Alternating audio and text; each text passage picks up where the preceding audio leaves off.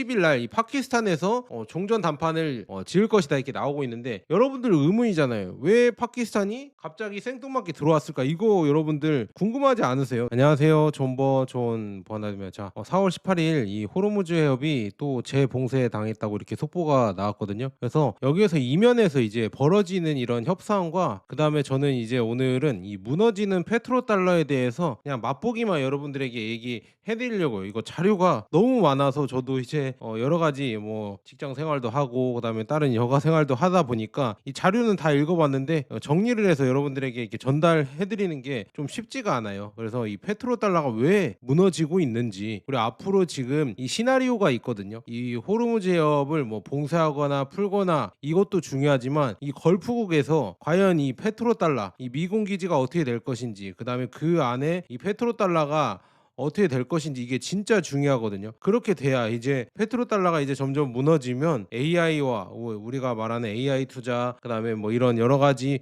미국의 빅테크 투자들이 아마 많이 힘들어질 수가 있습니다. 그래서 이런 여러 가지 이런 여건 상태를 앞으로 진짜 잘 봐야 되거든요. 지금 미국 이란 전쟁이 우리가 뭐 쉽게 넘길 수도 있겠지만, 우리 주식이랑 그리고 앞으로 이제 경제 이쪽에서 진짜 큰 영향을 줄 수밖에 없는 곳이죠. 그래서 여러분들 진짜 이 존 버나드가 해주는 거 이거 진짜 중요하니까 한 번씩 쭉 봐주셨으면 좋겠습니다. 그래서 호르무즈 해협이 또 이렇게 재봉쇄가 당했는데, 왜 봉쇄를 당했을까 이렇게 보니까요, 미국이 지금 또 역봉쇄를 했었잖아요. 근데 이게 이란 입장에서는 마음에 안 들었나 봅니다. 그래서 여기 지금 보면 상황 전개가 어떻게 됐었냐, 4월 13일 날 미국이 갑자기 또 뜬금 역봉쇄 한다고 하면서 지금 이란의 이 선박을 막겠다 해서 밖에서 또 호르무즈 해협 밖에서 이렇게 막았죠. 그 다음에 이제는 이란이 4월 17일 날 해협을 개방하겠다 이거 얘기를 했잖아요. 그래서 이란은 레바논 휴전에 따라 17일 상업 선박에 한해 이 호르무즈 해협의 이 전면 개방을 발표했습니다. 그래서 이 발표로 국제 유가가 11% 하락을 했고, 그다음에 주말에 이렇게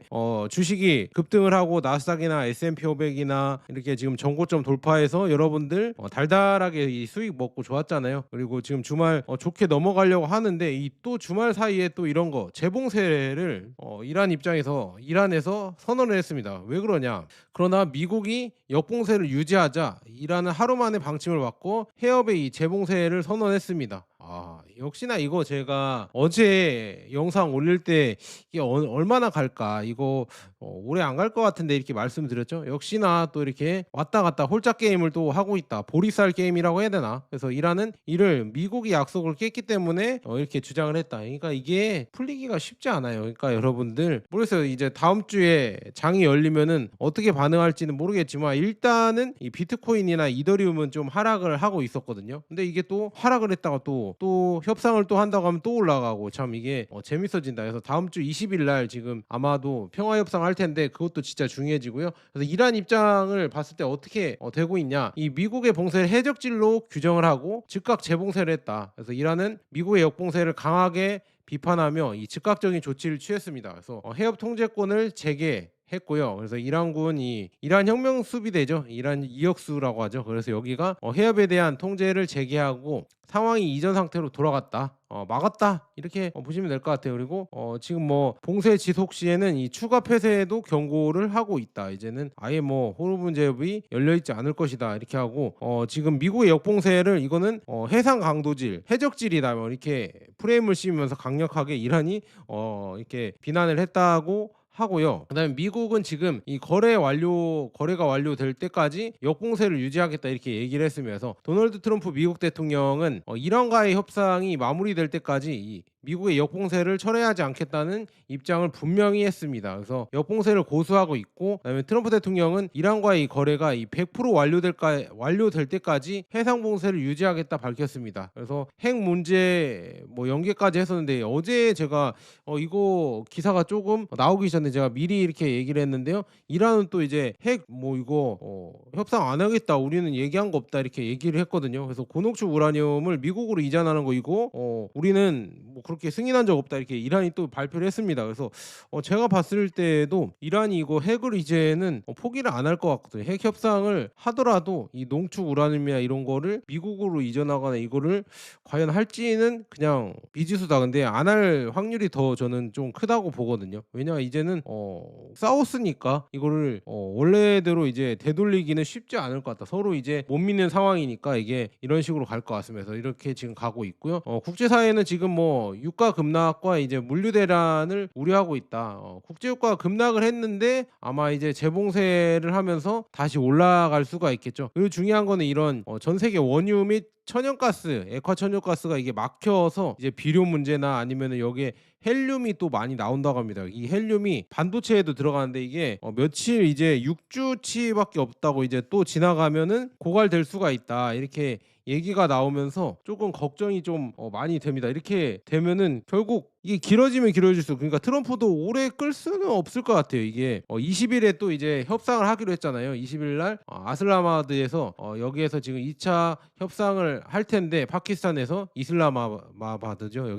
여기서 이렇게 할 건데 과연 여기서도 이제 제대로 된 협상을 할 수 있을까 이거는 좀 궁금하긴 합니다. 근데 아마도 미국 입장에서도 이게 시간을 점점 더 끌면 5월 달에 지금 뭐 트럼프가 시진핑을 또 만나러 가잖아요. 그래서 그 전까지 뭔가 성과를 내던지 아니면 또 이제 미국이 이게 몇 주더라 며칠까지 지나가면은 이제 의회 승인을 이게 군사 작전이 아니라 이제 확전으로 가면서 의회 승인을 받아야 된다고 했잖아요. 그래서 그 결정도 있어서 이게 부담감이 미국도 특히나 트럼프 대통령도 아마 클 겁니다. 그래서 미리 이렇게 좋은 이런 협상안이 있으면 협상을 하려고 할 텐데 과연 이런 거를 잘 마무리 질 수 있을까 저는 조금 의문이다. 이렇게 볼 수가 있고 그래서 지금 보면 제로 엣지도 이런 얘기를 했습니다. 그래서 기사를 한번 볼게요. 지금 보면 현재까지 또 이제 이란이 지금 보면 유조선에 이 발표를 했다고 합니다. 지금 보면 두 척의 이란 군함이 이제 오만 근처에서 유조선에 이게 발표를 했다. 그래서 쭉 보니까 영국 해상무역작전부 여기에서 한 유조선이 두 척의 이 IRGC 경비정이 신호 없이 접근해 공격을 받았다고 합니다. 좀 이렇게 이런 여기 나와 있죠. 오만 북동쪽 20해리 지점에 발생한 것으로 보고된 해상 사고가 이렇게 나오고 있다. 여기 뭐 이런 표시가 있네요. 이쪽 이 지역에서 이렇게 해상 사고가 발생했나 봅니다. 그 발포를 했다 이렇게 나와 있고요. 네, 호르무즈 해협이 폐쇄가 되면서 결국에는 이제 이 지금 이 선박들이 원래 라라크 섬인가 여기 이렇게 원래 이쪽으로 다녔었는데 이쪽으로 이렇게 원래 돌아갔잖아요. 그래서 이쪽으로 가다가 다시 또 이제 뭐 여기 나와 있죠. 20척의 선박이 이란군이 다시 수로를 폐쇄하라고 선언한 후 오만으로 방향을 돌렸고 미국은 이란 항구를 봉사하고 있다 이렇게 얘기가 나오고 있네요. 저 이렇게 봐서 쭉 이렇게 갔다가 다시 다 돌렸죠. 이렇게 배들이 다 돌리고 있다. 이렇게 회항하라 뭐 이런 무전까지도 오고 오신트에서도 지금 이렇게 보시면은 가다가 이렇게 돌아오는 배들이 있죠. 그래서 다 회항하고 다시 돌아가고 있다 이렇게 배들이 이렇게 볼 수가 있네요. 그래서 지금 참 이 문제가 아직은 풀리려면은 많이 걸릴 것 같다 이렇게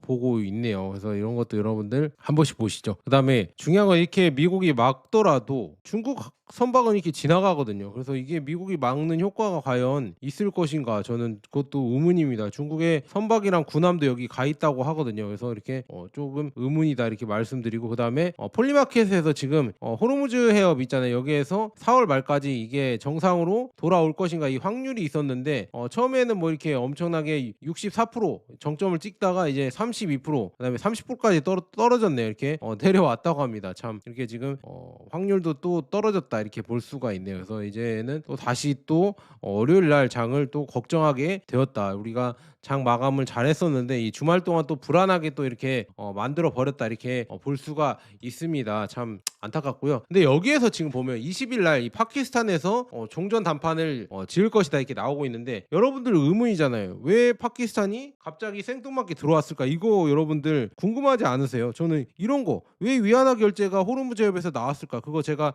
해석을 해드렸죠. 그 해석한 영상 있으니까 그거 한 번씩 찾아보시고요. 그 다음에 왜 지금 파키스탄이 이 중재자로 나섰을까? 이거를 자세하게 풀어주는 언론이 거의 없는 것 같아요. 제가 봤을 때는. 그래서 나름대로 이렇게 자료랑 예전에도 제가 이 파키스탄 얘기하면서 파키스탄 인도 전쟁 얘기하면서 파키스탄이 이겼기 때문에 그리고 중국 장비로 이겼습니다. 그래서 그런 얘기 해드렸잖아요. 그래서 그것도 링크 올려드릴게요. 왜 종전협상에 이 지금 중재자로 나섰을까? 여러 가지 이유가 있지만 이 이슬람의 관계도 있습니다. 왜냐 이 사우디가 이 수니파의 수장이잖아요. 그리고 이슬람에서는 두 가지가 있어요. 두 가지 종파가 있는데 크게 수니파랑 시아파가 있습니다. 그래서 사우디가 수니파 수장이고요. 이란이 시아파 종주국이거든요. 이렇게 서로 이렇게 조금 다르긴 합니다. 근데 파키스탄은 중요한 게 인구 대다수가 이 수니파지만 전 세계에서 이제 두 번째로 많은 시아파 인구도 살고 있기 때문에 이 두 가지를 갖추고 있어서 서로 중재가 가능하다. 걸프국이랑 그다음에 이란 사이에서 평화적으로 중재가 가능하고요. 사우디와 관계가 그래서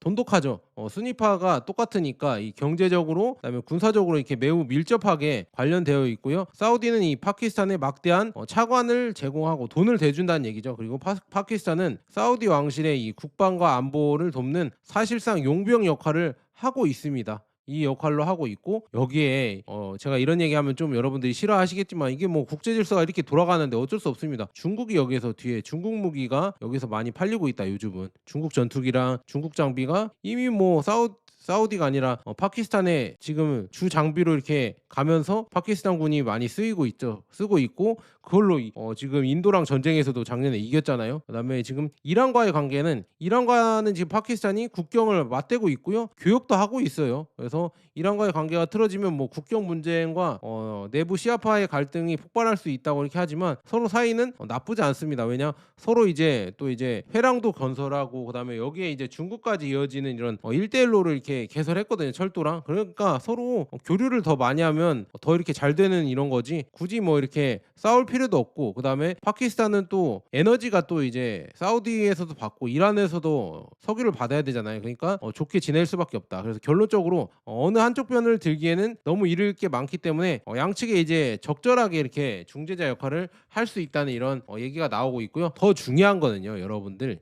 이겁니다. 결국에는 중재하는 사람도 힘이 있어야겠죠. 그러니까 이 중동 이쪽 부근에서 파키스탄이 힘이 있기 때문에 세계 여러 나라들이 그냥 네가 중재해도 돼 이렇게 이런 역할을 맡기는 겁니다. 무슨 말인지 아시겠죠? 이슬람이랑 관련도 있겠지만 두 번째로는 이 중재자 역할을 할 수 있는 이런 힘이 있다. 왜냐 이슬람권 유일일 핵 보유국이거든요. 핵을 갖고 있고 그다음에 중국의 이 장비를 무시무시하게 갖고 있으면서 그 장비로 중국의 전투기로 결국에 지금 라팔 전투기 있잖아요. 인도의 전쟁에서 이겼죠. 그래서 그 영상 제가 예전에 11개월 전에 그 해석 영상 올려드렸는데 한 번씩 제가 링크로 올려드릴 테니까 댓글로 이렇게 올려드릴게요. 한 번씩 보시면 좋을 것 같고요. 그래서 파키스탄은 이슬람 국가 중에 유일하게 핵무기를 보유한 군사 강국입니다. 그래서 단순히 인구만 많은 나라가 아니라 중동 국가에서 무시할 수 없는 군사적 무게감을 갖고 있기 때문에 그래서 이런 형님격의 위상 덕분에 사우디와 이란이 파키스탄 중재 제안을 거절하기 어렵죠. 왜냐면 무력이 있으니까 역시나 엄청난 무력 앞에서는 평화가 있는 겁니다. 그래서 파키스탄은 역시 이슬람 세계에서 리더로서 목소리를 낼 수 있는 명분이 생긴다. 물론 파키스탄 형님들 우리가 잘 알잖아요. 막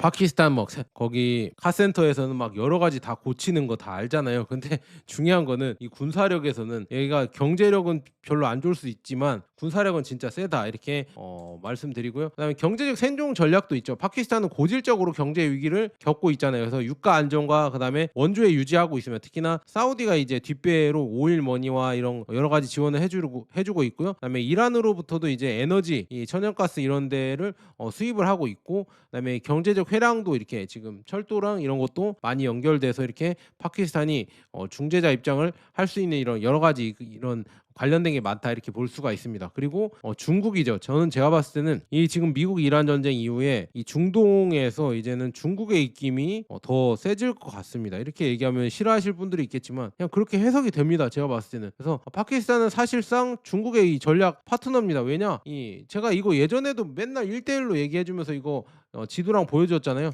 중국과 이 파키스탄 경제 회랑이 있잖아요. 그래서 1대1로 핵심 거점이죠. 이거 며칠 전에 제가 영상 올린 것 같은데. 그다음에 그리고 중국은 지금 이란과도 협력을 하고 있잖아요. 이란과도 뭐 당연히 중국도 친하고 그다음에 중동의 안정이 필요하기 때문에 이 석유 수입 때문에 이 두 나라랑 친하게 지내고 있습니다. 그래서 그다음에 이제 파키스탄은 중국 장비, 중국의 이 무기를 다 수입해서 쓰고 있죠. 미국 미제가 아닙니다. 파키스탄이 중국 무기를 쓰고 있거든요. 그래서 그런 것 때문에 중국이랑 거의 동맹급으로 이렇게 친하다고 이렇게 할 수가 있습니다. 왜냐하면 중국 무기를 쓰기 때문에 중국이랑 거의 뭐 동맹이죠. 중국 장비를 쓰기 때문에. 그리고 더 중요한 건 이제 개전 한 달 동안 이 아무 조치를 하지 않던 이 파키스탄은 4월 10일 날 사우디 동부 킹 압둘 아지즈 공군 기지에 이제 주력 전투기, 이거 중국 장비입니다. 중국 J-10C겠죠. J-10C 그 여기 지금 18대와 그다음에 공중 급유기, 그다음에 수송기, 방공 무기를 배치했다. 이게 중요하다. 여기 밑줄 있고 여러분들 잘 보세요. 이게 중국 장비다. 이게 보이시죠? 중국 무기가 사우디에 들어가고 있다는 얘기예요. 왜 사우디는 중국 무기를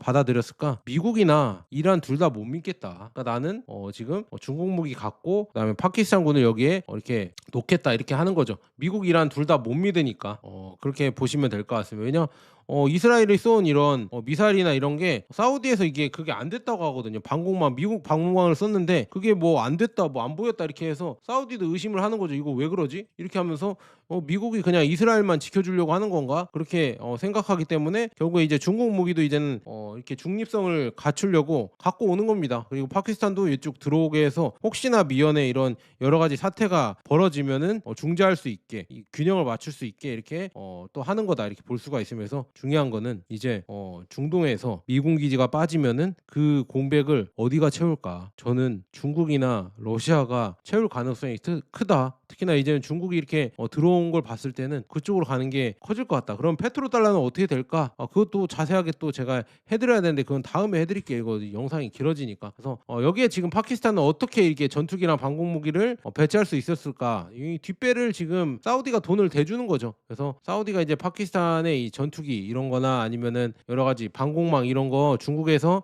무기를 살 수 있게 뒷배를 대주는 겁니다. 여기 나와 있죠. 차관을 만기 연장을 7년 만에 처음으로 이제 거부하면서 UAE 측에서 이렇게 하면서 4월 말까지 35억 달러 이렇게 전액 상환하라 이렇게 통보를 받았는데 사우디가 이런 거를 만기가 됐는데도 도와줬다고 합니다. 그래서 이런 거 봤을 때는 역시나 사우디가 뒷배를 작용하면서 파키스탄 용병으로 쓰고 있다, 이렇게 서로 사이가 뭐 좋다, 이렇게 볼 수가 있습니다. 그래서 파키스탄도 뭐 사우디에 끌려다닐 수밖에 없는 이유가 뭐 여러 가지 있고, 그런 건 뭐 경제적으로 이렇게 엮여 있기 때문에 이렇게 하고 있다, 이렇게 볼 수 있으며, 그래서 중요한 거는 파키스탄이 지금 걸프국들 이 페트로달러가 서서히 바뀌고 있다, 서서히 무너지고 있다, 이 흐름을 여러분들이 잘 읽으셨으면 좋겠습니다. 그리고 파키스탄은 서방과도 이게 친하잖아요. 미국이랑도 또 우방이라고 이렇게 얘기를 하고 있잖아요. 왜냐? 미국이 인도를 견제하기 위해서 파키스탄을 핵 보유하게 해주고 키워줬잖아요. 근데 이제는 또 이제 중국이랑도 또 친해졌죠. 그래서 중국이랑도 친하고 미국이랑도 어떻게 보면 친하고, 그 다음에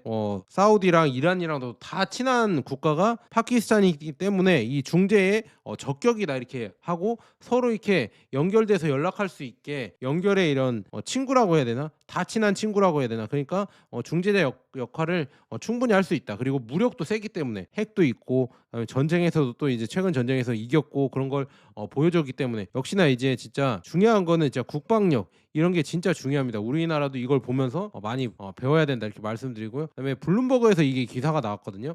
아부다비는 이 자국의 2개의 자산운용 펀드에 소재한 중국 자산들을 새로운 법인 아래 통합하는 방안을 검토 중이며, 그다음에 이는 세계 2위 경제대국에 대한 투자 전략의 대대적인 개편을 위한 발판을 마련할 전망이다. 여러분들 며칠 전에 UAE 지금 대대적으로 이게 지도자들이 와서 중국 지도자랑 보고 왔죠. 시진핑이랑 만나고 갔었죠. 이게 만나면서 아직 협상은 뭐 공개되지 않았지만 여러 가지 협상을 하고 갔을 것이고요. UAE가 지금 미국 이란 전쟁에서 가장 많이 두드려 맞고 거의 뭐 망하게 생긴 국가잖아요. 그래서 대대적으로 이제는 미국 투자가 이제 끊겨 버리면은 UAE는 진짜 이제는 살기가 힘들어지거든요. 왜냐, 여기 얘네들은 자원을 팔거나 그런 게 아니에요. 약간 여기는 이게 자유무역이라고 해야 되나? 동거래를 이렇게 더 할 수 있게 싱가포르나 좀 비슷하다고 봐야 되나? 비슷한 이런 스위스랑 이런 비슷한 이런 역할을 하는데 중동에서. 근데 이제는 미국 자금이 이제 빠져버리면은요 그 공백을 뭘로 채우긴 채워야 될 거 아니에요. 그래서 이제 중국한테 이렇게 손을 벌리고 있습니다. 이미 뭐 사우디는 중국이랑 위안화 거래를 이 원유로 많이 하고 있잖아요. 석유 거래를. 근데 이제 UAE가 여기에서 이제 좀 더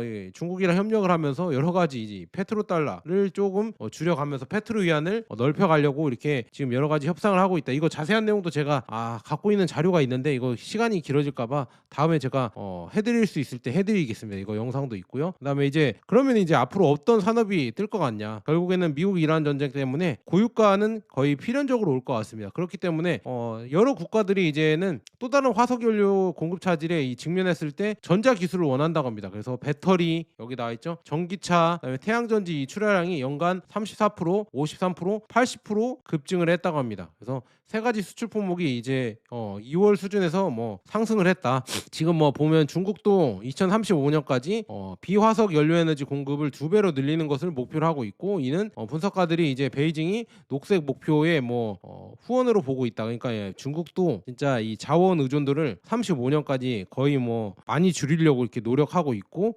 태양광을 엄청나게 깔고 있고 풍력도 엄청나게 깔고 있죠. 그래서 이런 대비를 예전부터 했던 이런 나라가 중국입니다. 워낙 에너지 소비량도 많기 때문에 진짜 이렇게 호르무즈 해협이 막히고 유가가 뛰어버리면 가장 많은 피해를 볼 수 있는 국가가 중국이거든요. 그래서 미리미리 이렇게 녹색 산업을 준비하고 있고요. 태양광이나 배터리나 전기차 이쪽에서 중국이 두각을 나타내고 있잖아요. 특히나 비아디가 지금 보면요, 유럽의 이제 자동차 로비 단체 가입을 논의 중이고요. 그다음에 이는 중국 자동차 제조사에게 전기차 수입에 대한 관세에 직면한 이 지역에서 목소리를 내는 기회를 제공할 것입니다. 이제는 중국 전기차 뭐 관세로 막겠다 이렇게 세계 여러 나라들이 했는데요. 이제는 도입을 해라 이런 얘기가 나올 겁니다. 그래서 태양광이나 이런 것도 관세를 이미 캄보디아인가 여기에서는 아예 뭐 무관세로 이렇게 낮춰줬다, 제로 관세로 낮췄다 이런 얘기 기사 봤었죠. 이제는 유럽도 이제 관세를 이 친환경이나 이쪽에서는 낮출 가능성이 있습니다. 그래서 그런 거를 비아디가 지금 보고 있고요. 비아디는 지금 남아프리카 있잖아요. 여기에 전기차 판매 기록을 달성을 했다고 하면서